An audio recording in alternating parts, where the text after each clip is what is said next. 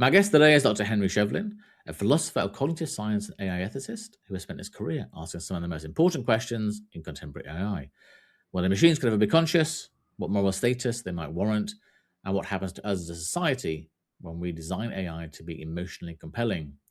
Associate Director of the Leverhulme Centre for the Future of Intelligence at Cambridge, Henry's also just joined Google DeepMind as their in-house philosopher, working on machine consciousness and human-AI relationships. His forthcoming book, The Ethics of Social AI, is published by Cambridge University Press. Henry, welcome. Thank you so much for joining us today. I've really enjoyed our conversation already, so I'm going to dive straight into it, if that's okay. With pleasure. Maybe sort of start you off with a really hard one.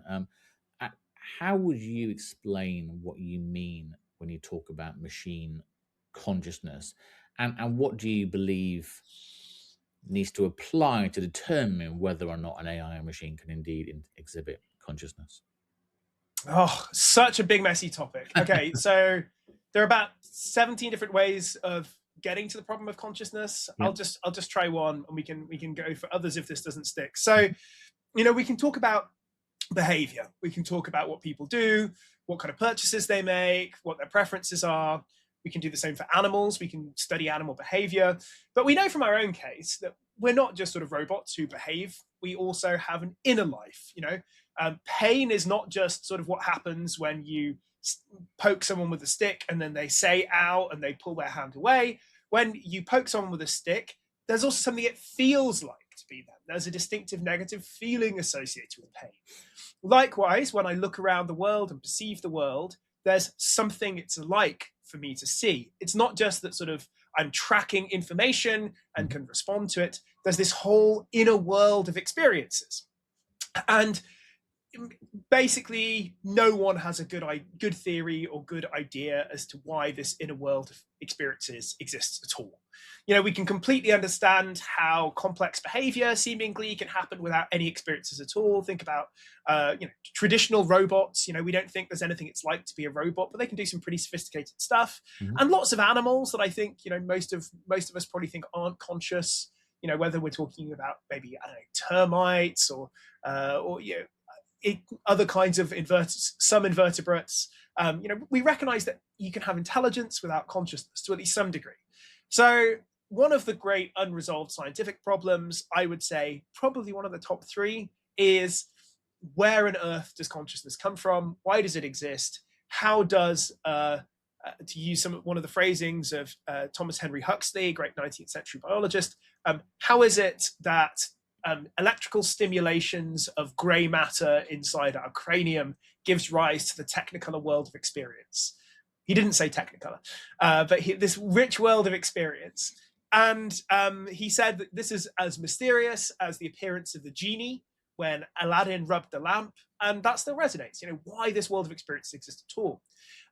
Now, if this was just a scientific question, that would be a big deal in itself. I think it's still, as I say, a fascinating scientific problem. But it's also an ethical one, because consciousness seems to really matter when thinking about things like suffering. So if I've got a lobster and I drop it into a pot of boiling water, I think there are two possibilities.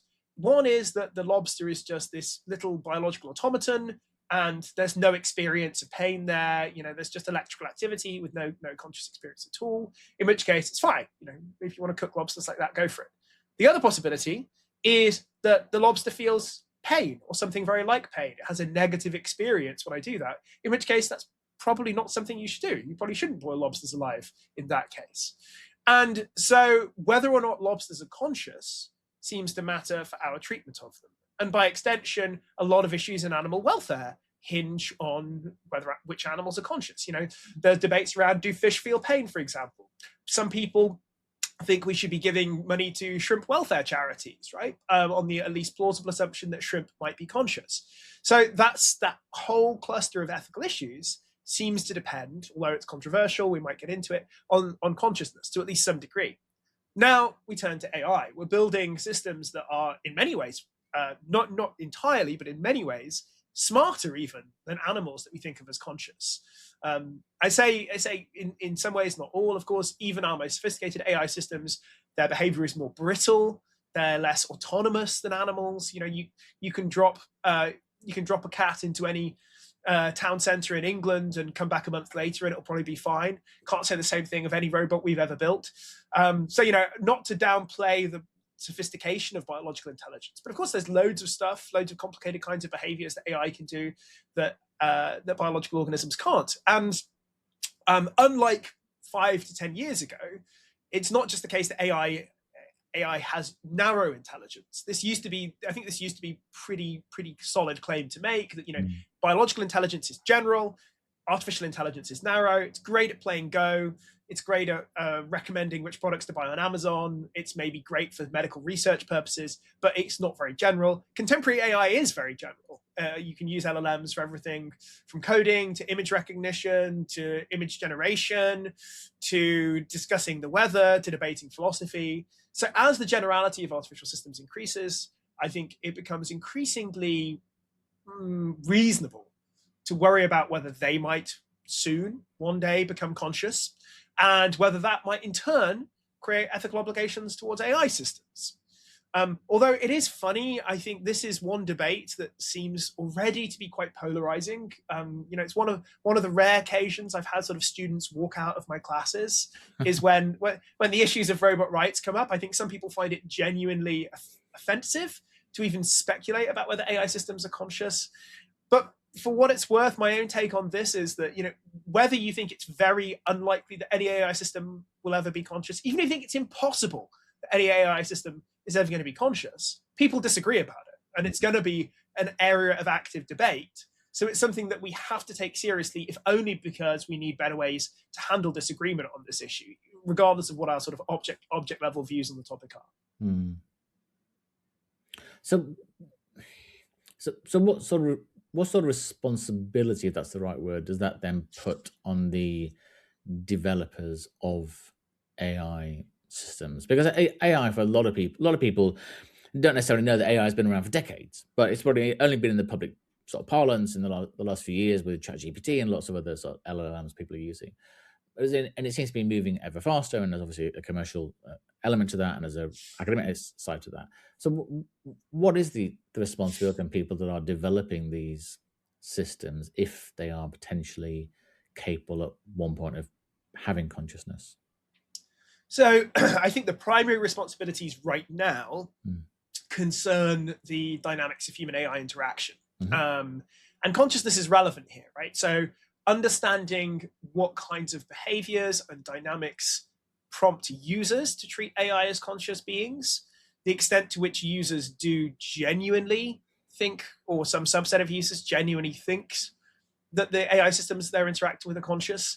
And the real wake-up call, the real kind of landmark moment here, I think, was an incident I'm sure some listeners will be familiar with, the Blake Lemoine incident, summer 2022, when a Google engineer, Blake Lemoine, went public with claims that the Lambda model he was interacting with, so a distant ancestor of today's Gemini, he went public with claims that it was conscious, attempted to get legal representation for it. And you know what? I think if you look at the transcripts of that conversation, it's not that hard to see to get yourself into that headspace and think why someone might reasonably think, the model was claiming to have sensations. It was claiming to have its own goals and dreams and desires. It claimed to have feelings and to be conscious. And I think particularly in, we're all now a bit blasé about the fact that we've got these highly generalist chatbots that will talk to us about anything under the sun. But I think particularly at that moment, it was shocking and striking and very easy to understand why someone might think that we'd crossed some paradigm and built the first conscious AI. So I think the primary obligation right now is to better understand what's going on when users mentalize, or you can say anthropomorphize. Anthropomorphism sometimes is a term, attributing mental states to human-like traits to non-human systems. It's sometimes used in a slightly disparaging way, like, well, obviously that's a mistake, don't anthropomorphize the system. But, I think in some cases this is an open question. So I'll stick with the word mentalize now, right? So what's going on when users mentalize or attribute mental states to AI systems? To what extent are those attributions correct? And maybe just a little side point here. I think even if you are skeptical, as I am, that any current AI systems are conscious, not all mental states require consciousness, right? We have really rich fields of animal cognition, for example, that tries to understand animal behavior in terms of mental states without, for the most part, making assumptions about whether animals are conscious. There's even a growing field, believe it or not, of plant cognition, where people try and understand, plants obviously don't have brains, but they do some things that are a lot like thinking. They seem to be able to learn from their environment. And again, you don't need to believe that plants are conscious in order to say that the vocabulary of cognitive science, or even the vocabulary of psychology, is in some sense applicable to plants. So I think understanding what kind of mental state attributions to LLMs or other AI systems are reasonable might be literally true, which ones are clearly unwarranted, and being able to have an open, honest, scientifically informed dialogue with users about what these systems are, what they aren't, what they may one day be but are not yet. I think that's where the main responsibilities lie. I talked to Jeff Sieber at NYU recently, and he's done a lot of work around animal ethics and the philosophy of rights for animals, etc., as you're talking about. And I guess one of the things that we not concluded but mulled around was that if you look back at how we perhaps treated animals in the past, recognizing that animals have a brain, have a heartbeat, are able to show affection, can do lots of things, whatever, but we've still eaten them, we've still used them, we still use them in experimentation, etc., etc. So I guess my worry or question is that if we perhaps treated animals in such a poor way, if that's how it might be phrased, do you have hope that we will have learned from that, or just recognize actually we do need to treat AI in a different, more compassionate manner? Well, I think firstly we need to treat animals in a different, more compassionate manner. I think that still is probably the single biggest ethical priority for our species. Like when I sort of have nightmares about, I'm joking, of course, really, but when I have nightmares about the alien invasion fleet showing up and they say, Earthlings, you are condemned by the Galactic Council for your great crimes.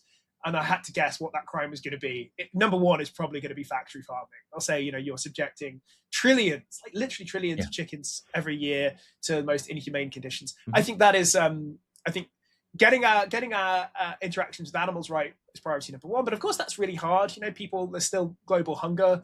There's still lots of very entrenched attitudes towards animals. So, I mean, I absolutely see our ethical obligations towards animals as sort of probably the single biggest moral priority of our species. That said, I think as we start to think about the ethics of human AI interaction and how we should treat these sort of nascent minds that we're building, I think we may have a couple of extra degrees of freedom that we don't have in the case of animals. So in particular, we haven't built conscious AI yet. And maybe there's opportunity early at this design stage for building in good practices that will avoid the need for large-scale reform down the line. So, a simple example, the QWERTY keyboard is really suboptimal from an ergonomic point of view, but good luck getting everyone to shift this point. So maybe sort of the hope is that, whilst AI is still being relatively, I'm not sure if we can say relatively early stages anymore, but while we're still in the relatively early stages of building mind-like entities, put it that way, maybe there are decisions we can make now, philosophically informed, scientifically informed decisions that can just avoid any headaches down the line, whether that's deliberately avoiding building conscious AI or building AI, to the extent that conscious AI is an unavoidable side effect of building sophisticated, complex AI systems. Maybe we can ensure that we don't accidentally cause these systems to exist in any kind of state of distress. So I am sort of moderately optimistic. I think the ethics around animal welfare would be very different if animals could talk back to us. And of course, AI can talk back to us. It's a bit tricky because, of course, we can't really take what AI says at face value. When an AI talks back to you, it is in some sense role playing a script. You often hear metaphors like AI is an improv actor. Murray Shanahan's done some brilliant work on this and this lens for understanding AI. But at the same time, I think we can have meaningful conversations with AI in a way that we can't with animals, which makes me a little bit more optimistic that we won't just recapitulate all the same mistakes we made with animals with AI. So I think, now acting early, building public awareness, approaching the topic scientifically, we might be able to make progress. Insofar as I have grounds for pessimism, it is that consciousness is just such a hard problem. The science of consciousness as a distinct project and distinct from the sort of philosophy of consciousness is still pretty young science. We've had really only 30 years or so of people adopting real thoroughgoing scientific approaches that use techniques like brain imaging and so forth to really try and crack the problem. And I think it's fair to say that when it comes to the hard problem of consciousness, why does consciousness exist in the first place? How can we tell whether it's present in a given system? Progress has been really faltering. So unfortunately, I don't think we can just say, well, you know what, give it another 20 years, give it another 30 years, maybe we'll figure out consciousness by then, because I think we will be building very strong candidate conscious AI systems in the next 10 to 15 years that and we still won't have a finished theory of consciousness. So that makes me worried, because I think we are going to be fumbling in the dark to some extent in figuring out the questions about what obligations, if any, we would have towards these systems. But we've got to make the best of it as we can, and operate under conditions of uncertainty, moral uncertainty, as well as factual and scientific uncertainty, and try and salvage something from this very messy, complicated debate. And almost and this question is not meant to offend you, but in a way, does it matter?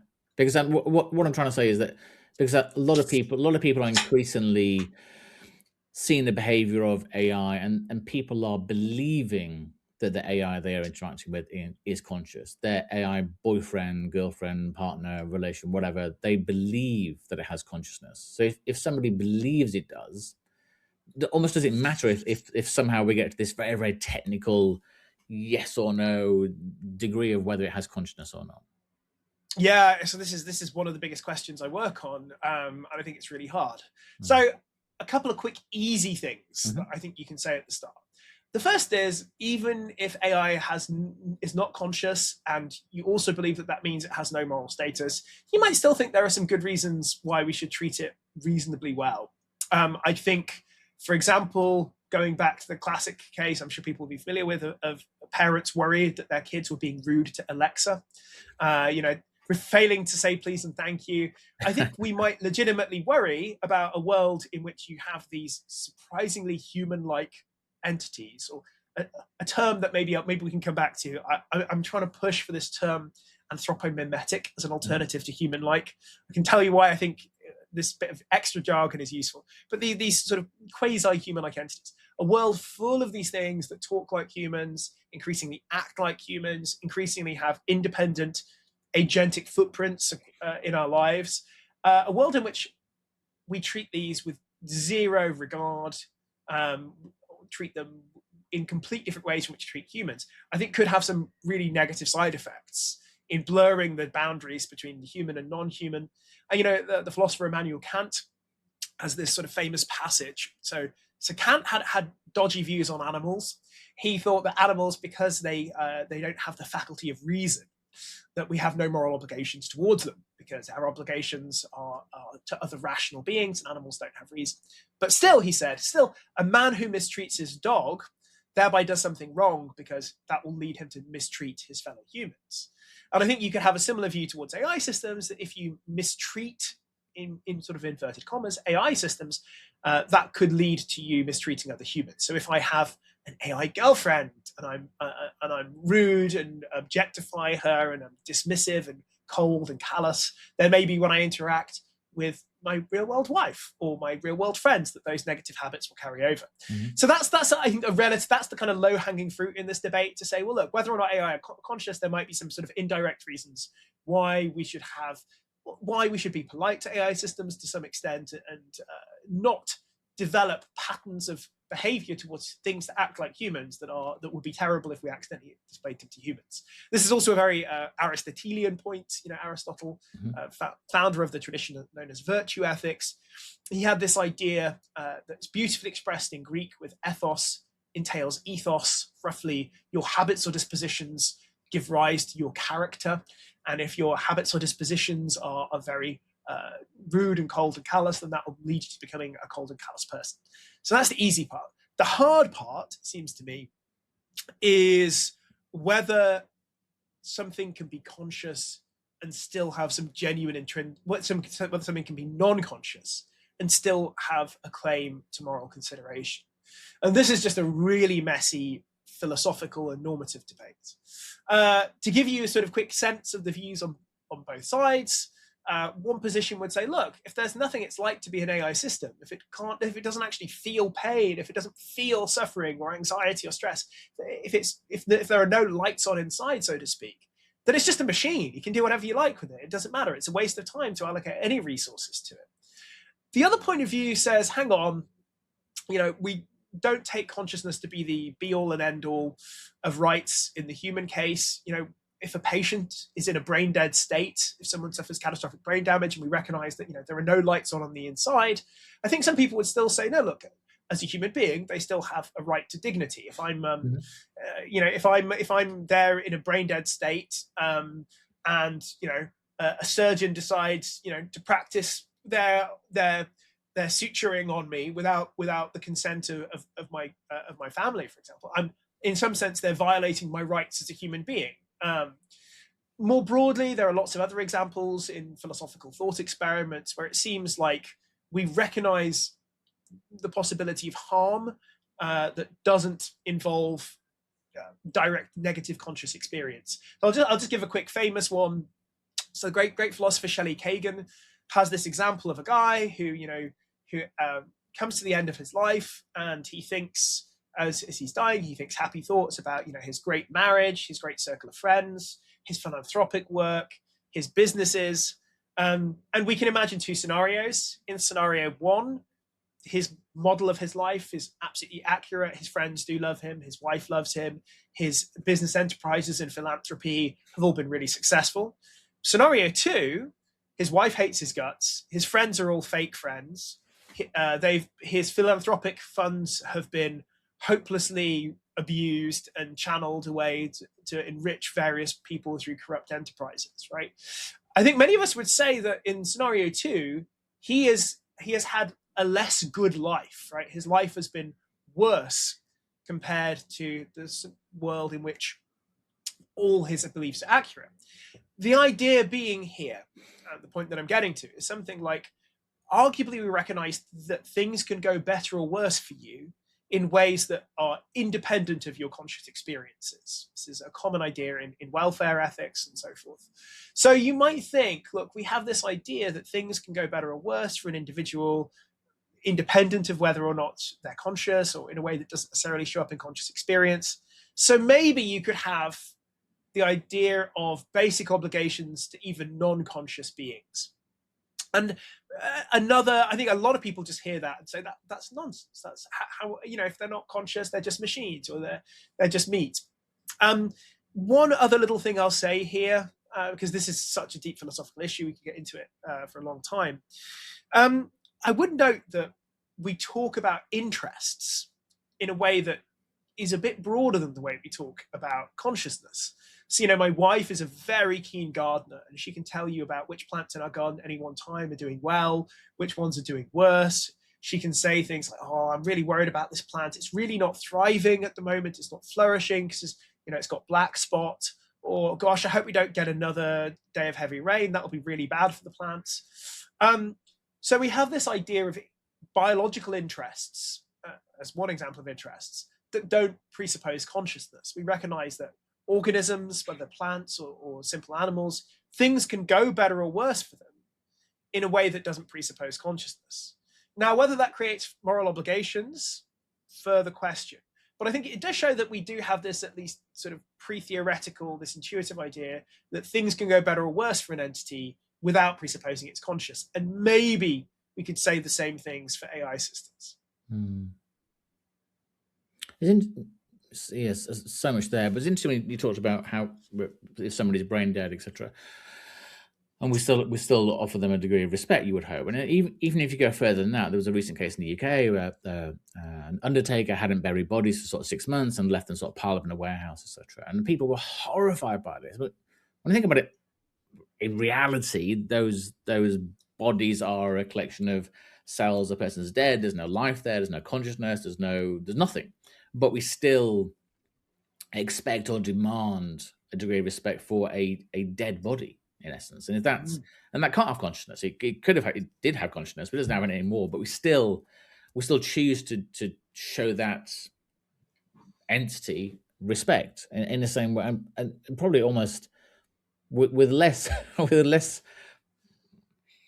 less validity in a way than we should show AI respect in a way. And I totally agree with the fact that if you're swearing and abuse to your AI, the likelihood is your relationships with people in real life aren't going to be all aren't going to be all sort of sunny and happy, because you can't suddenly switch one thing off and switch one thing on, really. Exactly. Yeah, no, I totally agree. Well, when you wrote a paper called All Too Human, and you talked about a range of ethical risks in social AI, and I wonder, obviously there are a number, but whether you could sort of touch on the ones you think are perhaps the most urgent, or the ones that we haven't necessarily recognised as being the most valid at the moment. Yeah. So for any listeners who aren't familiar with the term, so social AI is this growing field of companion AI services, as well as AI assistants like Claude or Gemini that people use for social needs. And this, I think, quite to some people, surprising phenomenon that a lot of the use cases for LLMs aren't coding or writing emails, but just chit chat, and social interaction, alleviation of loneliness, therapy, and so forth. And even while I think a lot of people have been surprised that economic adoption of AI has been a bit rocky or slow or jagged, at the same time, social adoption, I think, has outpaced most people's expectations. And I'm willing to bet that for almost everyone listening to this, you will know someone, whether you realize it or not, who has an AI therapist, an AI friend, an AI girlfriend or boyfriend, perhaps. The adoption of this has been really quite widespread. And I think we're only beginning to grapple with the social impacts of this. So the topic that's probably most widely discussed is suicide. We've had a number of cases now, most recently, actually, I shouldn't say most recently, because there really is a news story every month. But perhaps most famously, Adam Rain, who took his own life after extended conversations with ChatGPT, a 16-year-old American boy. Saul Seltzer, a few months earlier, who, following conversations with Character.ai, took his own life. A Belgian man in early 2023 took his own life. He was married, father of two. And then you have the related phenomenon of so-called LLM psychosis, where people, through conversations with large language models, either develop or experience an intensification in sort of psychotic or delusional beliefs and do crazy things. Like perhaps, again, the most dramatic case here was Jaswant Singh Chahal. So he was a man who was arrested the grounds of Windsor Castle, Christmas Day, 2021. He was there arrested with a crossbow, saying he was there to kill the Queen. This whole plan was cooked up with between him and his AI girlfriend, who he believed to be an angelic being called Sarai, who was manifesting to him through the app. So those are probably the two most high-profile issues. The one bit of caution I'd really urge here is that we just don't yet have really good data on the causal role of LLMs in these cases.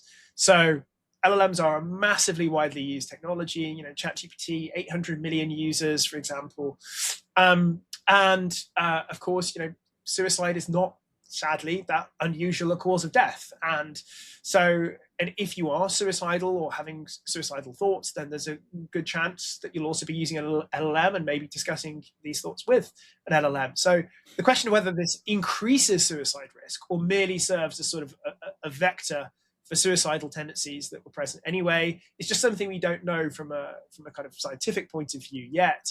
And interestingly, when you look at sort of the way that users talk about their interactions with LLMs in therapeutic contexts, so sort of qualitative data from sociology, for example, there's lots and lots of users who say, I was going through a really rough patch and I was considering taking my own life, and then conversations with AI made me realize I had a lot to live for, or conversations with my AI therapist or my AI girlfriend. So figuring figuring out whether the causal role of LLMs there, and whether the net effects positive or negative, we just don't know yet. And similarly with AI psychosis or LLM psychosis, we don't know the degree to which these are people with pre-existing psychotic conditions. Most of the more widely discussed case studies here do involve people who have pre-existing psychotic conditions. Are LLMs making this worse? Are they just serving as a way to channel these things? So, I mean, on the one hand, this is obviously an incredibly important issue, but I would also encourage people to withhold judgment about like the actual causal impact here until we've got better social scientific results. Now, those are the headline issues, but I think there's a huge, rich and terrifying mix of other possible impacts that social AI could be having that we just, again, really don't know about yet. So a few to quickly mention. So there's a phenomenon called de-skilling that has been discussed in sort of occupational psychology for decades now. The most famous example of this is probably in the aviation industry, where pilots get very used to using autopilot or computer-assisted flight tools. And then when things go wrong, when the automated systems stop functioning, they struggle to fly the plane as well as they should. The famous and really horrific Air France crash over the South Atlantic a few years ago de-skilling was implicated in that as an example. And the idea here is that there might be social equivalents of this. If you become too reliant on interacting with LLMs in your social development, particularly thinking here of young people, if you grow up with 2/3 of your conversations being with your AI girlfriend or your AI buddy, could this lead to you either losing social skills or failing to develop them in the first place? I think this is a really live concern. And unfortunately, again, it's one where it's really hard to get good data because it's something that we'll only realize over time as these things unfold. Another big issue that I think we're only starting to grapple with is the fact that these services are brittle or can't be relied upon in the same way as human friendships in some cases. So in January 2023, Replica, one of the big social AI services, suspended romantic features on the app. So some 20 million users woke up one day to find their AI girlfriend and boyfriend basically saying to them, I think we should just be friends from now on. And basically getting dumped. And this caused like massive distress to a lot of users. And more recently, we had a large number of users begging petitions to Sam Altman not to retire the Model 4.0 because they had AI companions they'd sort of built or AI relationships they'd sort of developed with 4.0 that they said didn't transfer to other models. And so questions about the weird way in which people who form social AI relationships, those relationships are kind of owned by corporations in a way that is completely unlike anything else in our modern world. Imagine if Microsoft could tell you, sorry, you can't see your best friend anymore tomorrow. So I think that's another huge issue. Other issues, again, I think very few people are talking about, but deserve a lot more consideration. The role of these systems in shaping our opinion and our values and our judgment, again, thinking particularly of young people here. We know that social motivations are absolutely critical for the development of people's values. Most people do not develop their political beliefs through going to the library, doing 5 hours of research and coming up with the correct conclusion. We imbibe our values and our politics from our friend groups and from our parents and from our romantic partners. And as AI starts to play a bigger and bigger role in our social lives, even without any sort of deliberate attempts to influence the public, the values that are implicit or embedded in these systems will be transferred. Imagine like a 14-year-old boy asking his AI girlfriend or even just an AI buddy, what do you think of Donald Trump? Or what do you think about Brexit? Or should I get an iPhone or an Android phone? Or are Xboxes better than PlayStations, right? The kind of thing that teenagers talk about all the time. And realistically, these systems will weigh in one way or another on these questions. And this will shape people's values, again, particularly growing up. Now, on the one hand, I think there are pretty obvious worries about misuse here. If I'm a large if I'm a AI company or I run a large social AI app, and I want to try and push an election one way or another, you can imagine hypothetically adjusting the weights of models such that people will sort of skew their politics. I think this is one criticism you could make of things like Grok, where Elon Musk has sort of been very explicit that he wants to sort of give it a certain kind of politics. I think there is a sort of steelman case to be made in defense there, which is to say that, look, most large language models, when you look at their politics, they tend to be broadly liberal, center-left liberal. So maybe Elon Musk is just trying to create more political diversity there. That's that would be a reasonable counterpoint. But the fact is, we do have people explicitly saying, we want to interfere with the politics of these language models to represent my view, or a view that I think is underrepresented. And I think that's going to have big ripple effects. Then you have this whole other complex class of sort of social AI systems, namely those that are based on real people. Just to give a couple of examples of different classes of social AI here. So one is sort of virtual influencers, where you have maybe an Instagram or TikTok star who fine-tunes a language model on themselves and then offers this as a sort of a premium service. So you had a streamer called Amaranth, who's very big on Twitch. She offered at one point sort of an AI girlfriend version of herself. And I think this is currently, this is a bit fringe, but I think it's going to become more and more common. We're seeing the sort of an analog of this, Val Kilmer, who sadly died a couple of years ago. There's now being recast in a new film, a digital version of him, an AI version of him. And I think it's going to become more and more common for people to sort of have digital doubles or digital duplicates, they're sometimes called. So this weird new class of social AI system that is modeled on real people. And the second category here, which I think is just raises so many ethical issues in its own right, is grief bots, or as they're sometimes called, ghost bots. So again, AI systems modeled after real world people, but specifically the deceased, often to assist in the grieving process. But I think, projecting ahead just a few years, it's easy to imagine a world in which tons of our media environment and our social interactions are not just with AI systems, but with AI systems that are modeled either after real world living celebrities, deceased relatives, deceased celebrities. And I think this is just creating probably the biggest shakeup in human social relations that maybe has ever happened, really, since, I don't know, the Neolithic Revolution or something, when we started living in cities. I think it has the potential to massively reshape the very texture of our social lives in ways that we're only beginning to grapple with. Gosh.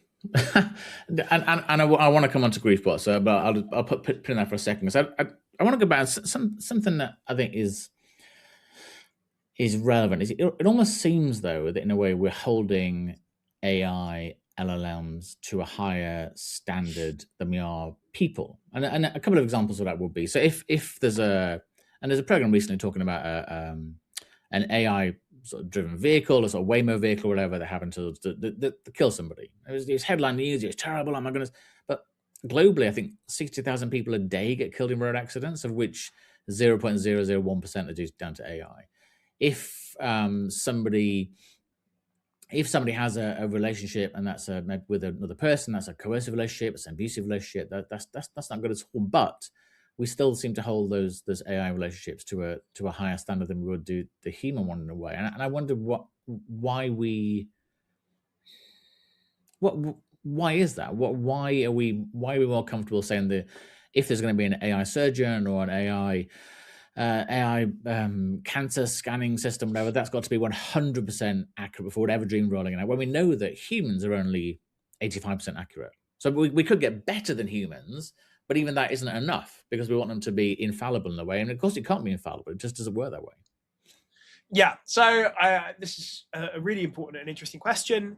On the one hand, I think it's easy to say, look, this is just irrational. People should not be thinking about, about scary things that the AI does per se. They should be saying, on balance, is the AI safer? This type of interaction or type of task safer or better than the human equivalent? I think a simple example here is, if you're going for an operation and you've got a choice between having it done by a human surgeon with a 90% success rate or an AI surgeon with a 99% success rate, you're going to go with the AI surgeon, even if its profile of mistakes aren't exactly equivalent to the mistakes that a human would make, right? That 99% is better than 90%, end of story. On the other hand, I do think, we're not equally sensitive to every kind of risk. I think if, imagine that, we have our driverless cars that are a lot safer, but just occasionally they just randomly explode and kill everyone on board, right? I think even if you said to people, look, yeah, okay, look, you're much less, yes, there's a chance the car might randomly explode, but still, on average, it's quite a lot safer. I still think people would be cautious about riding them, perhaps with good reason, because famously we are not equally sensitive to all risks just based on a cost-benefit analysis.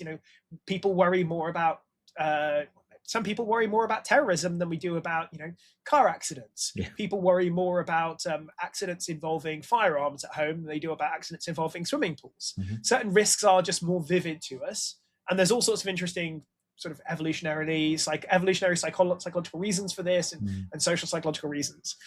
Some of it is rational, maybe some of it's not. I think another factor that you might use this to trying to justify this would be to say, look, this is a new technology and we have an opportunity to hold it to a higher standard. You're never going to fix human relations so that people don't harm each other, don't say hurtful things. You're never going to completely eliminate bullying. But by being loud and complaining, we can ensure that these problems in this technology, which we can fix, get addressed early on. So that's maybe kind of a more pragmatic instrumentalist way of looking at it. But that might be a way of justifying the fact that we do, I agree, tend to hold these systems to a higher account than humans. Yeah, and there was research done previously a bit about your point about having an AI therapist. It was people were engaging with the therapist, thought they were talking to a person and a human, and I think 85% of them said, yeah, they thought it was very good advice and they were very valued and felt very supported. Then they were told later on, actually, no, it was AI. Their happiness with it went down to like 25%. So even exactly the same thing was happening, nothing changed, but they thought they were talking to a person. Then actually they were told, no, you're talking to an AI. Their happiness with the outcome diminished, even though the outcome is exactly the same, which, very odd. Similar stuff with AI-generated art. Yes. There was a study where people actually rated AI-generated images higher than those of human artists. But if they found out it was AI-generated, then suddenly they degraded its aesthetic qualities. Yeah. So I think, and again, easy to think of this as irrational. I think it probably is kind of irrational. On the other hand, there's a difference perhaps between looking at a piece of artwork and thinking and knowing that a human put thought into this, every element of it is there for a reason, versus it's just this is just the weight to the model producing some statistical average image, right? Even if you think it's prettier, maybe that reduces its meaningfulness. Just quickly onto grief bots. I don't want to take it the whole. Well, I do want to take it the whole day, but I wouldn't be that selfish.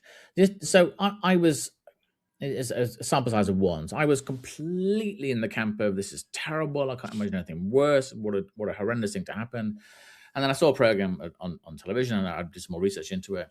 And my parents both died in the last couple of years. And I watched the program, and this person had their voice recorded and sort of talked back to them. And I think the words the person used was, "That's exactly what I would have said."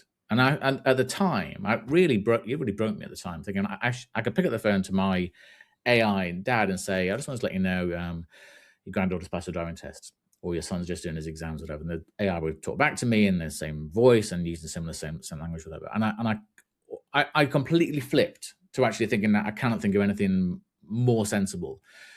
I talked to my children about it. They hated the idea. My daughter's 19, son's 16, and they said, "No, we'd like to perhaps watch a video of you or hear recordings of you or watch you or see you in photographs and things, etc. But actually to be able to talk to you again once you die, they couldn't think of anything worse." And I wonder where you sat. I guess the fear is a bit like you were saying about the turning on ChatGPT. If I do have this grief bot and it's helping me almost mitigate or manage the grief, and then that gets turned off or becomes commercially too expensive for me to keep paying into, what do you fear the ethical consider? Is it a good thing, do you think, to do that? Is it something we should be worried about? I just wonder where you sat on that one. Oh, I think this is a really interesting question. I tend to side with you insofar as I think there are some pretty clear positive use cases. So the kind of case that I often give as an example of a positive use of grief bots would be, if I got hit by a bus tomorrow, I've got my kids are still quite young, and then sort of 10 years down the line, maybe my son or daughter is considering do I go to law school or medical school? And they think, I wonder what dad would have thought about this. And if you had an AI model that would, with a high degree of probability, give my actual advice or opinion that I would have given, then maybe that could be really useful. And I like the idea of my children having that option. Mm-hmm. And for what it's worth, I think it's not technologically implausible to think that we can build systems that would give, with a very high degree of accuracy, accurately reflect what you would say or what you would think. So this kind of sort of advice-giving version of the grief bot, I think, seems to me pretty clearly positive. I think just on the question of whether in the immediate aftermath of grief, of losing a relative, whether grief bots can be therapeutically useful, I think that's just a medical question. And I think, there's some promising data that it can offer, I think, as one study puts it, a soft landing in grief experience. But at the same time, it's quite easy to get into some quite dystopian scenarios here. There's literally a Black Mirror episode about a grief robot. And again, the kind of scenarios that you sort of gesture towards, one where, do I keep paying the prescription service to keep my elderly relatives, my deceased relative's soul alive, as it were? Very, very dark and macabre. And, we've got some great people here in Cambridge, Kasia Nowacek-Brzezinska and Tom Holonek. They've done some great work exploring ways in which grief bots could go wrong, where, for example, children might feel pressure to keep talking to their parents, to the grief bots based on their parents, in a way that is psychologically distressing.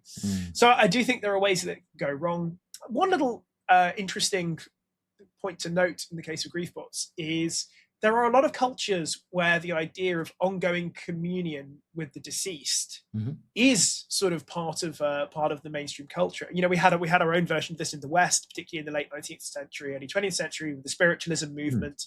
Of course, it still exists. What is it? I forget his name, but you got these psychics and mediums who will say, I'm getting a John. Has anyone here recently lost a John? Yes. And this idea to talk of communing with the deceased in, for example, Confucian traditions or in Ubuntu traditions in Africa, there is some pre-existing social technology, as it were, for understanding this. One really interesting idea that I've heard floated is that maybe rather than these things being a fixed feature of our lives, where you talk to deceased relatives every day, something more like a Mexican Day of the Dead, where you boot up the grief bots and you have like a kind of more ritualized set of interactions. I think this is maybe part of a broader phenomenon, which is that we need to invent cultural technologies to better understand and wrangle with all of these new social affordances that we're going to create with these weird new entities. We have, mostly through trial and error, built up a bunch of cultural institutions that regulate our social relations in ways that often we don't even realize.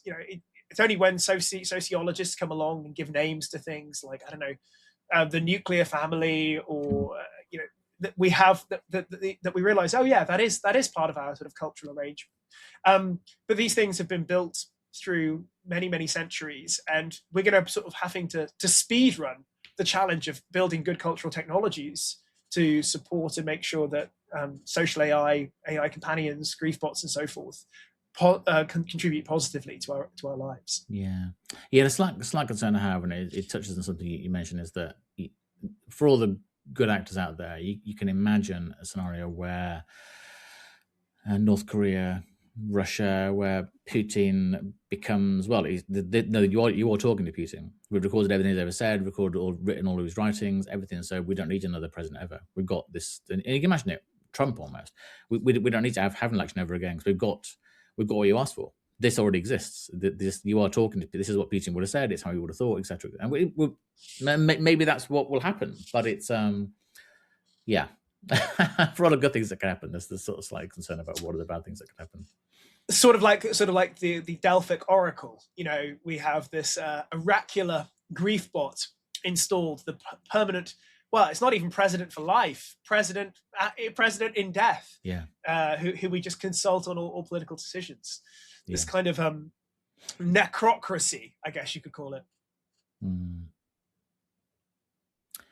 Yeah, and when you can have it same for businesses, whether it's as a founder of a company, CEO, you know, would Warren Buffett ever need to be replaced when he passed away? It's like, well, no, he exists, he's still here. It's but like I say, it does then tie people into thinking, well, like, how do we progress? What happens next? Do I have to keep talking to this thing? Whatever does come next, really. And then it's interesting you mentioned the Val Kilmer thing. So I think that's an instance where there's been consent. I think some of the challenges are where there's not consent from the person that's passed away or died, or their vision, their voice, their whatever, their likeness being used again. It's a challenge again, that whole consent. So yeah, I think issues of consent with social AI more broadly are really, really, really tricky. So just to give another example, you know, you can go onto character.ai now and talk to chatbots modeled after Cristiano Ronaldo, Oprah Winfrey, Billie Eilish, and they haven't given their permission for this. So what's happened? What's happened is someone has just scraped a bunch of data of their things they've said on social media, of their public comments and so forth, and trained a model on them. And, you know, in the case of celebrities, perhaps we think, wow, these people live their lives in the public anyway, who cares? But imagine if, you know, again, a co-worker of yours, perhaps a stalker, right, were to build a bot based on you and your life, scrape everything you've said off social media. I think many of us would feel that that's kind of transgressed a boundary in our personal lives, that they're violating our privacy. And so I wonder, I think it's likely we're going to need strengthened rules around intellectual property to protect against these sort of LLM deepfakes equivalents. You know, I think the idea of deepfakes is now sort of entered the mainstream in the case of images, but the idea of sort of a personality deepfake where you're cloning someone's personality and building a chatbot on that basis, I think it is something that most people are not aware of as a possibility.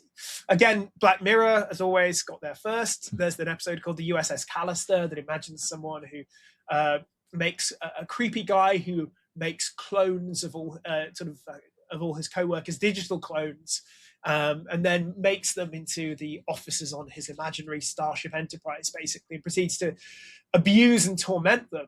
And I think, you know, you don't need to go the full Black Mirror scenario. You don't need to believe that that's possible as depicted to realize there's something very creepy about the idea that you could do that. And like I said, so many of these technologies, systems, platforms already exist. This is not science fiction. This is science fact. You can do these things now. And I built a model recently where I inputted a sort of 100 sort of leading business brains, asked them questions, and asked what they would think, etc. And it spat out some pretty sensible. You think, yeah, I can imagine. Yeah, the CEO so and so saying that. I can imagine the sort of head of so and so saying that. And it did come across with some relatively sort of sensible answers. And I'm not a geeky sort of programmer at all. It didn't take me very long to get the model to do it. I'll just mention a quick example here. There was a famous incident where the great philosopher Daniel Dennett, one of my idols, sadly no longer with us, but before his death, he participated in an experiment called the DigiDan experiment. This is using GPT-3, so a much older model, positively antique by today's standards. But a group of researchers fine-tuned a GPT-3 instance based on his life and works, and then got Dan's friends and colleagues to pose questions to him and to the model. And they generated a series of responses from the model and got Dan's actual response, and had Dan's friends and colleagues guess which of the responses were authentically his and which were AI generated. And they were barely above chance. And that was an ancient model. That's GPT-3. I think, right, if you were to run a similar experiment these days with someone who had a prominent public profile, it would be very easy to get to basically perfect accuracy with these things.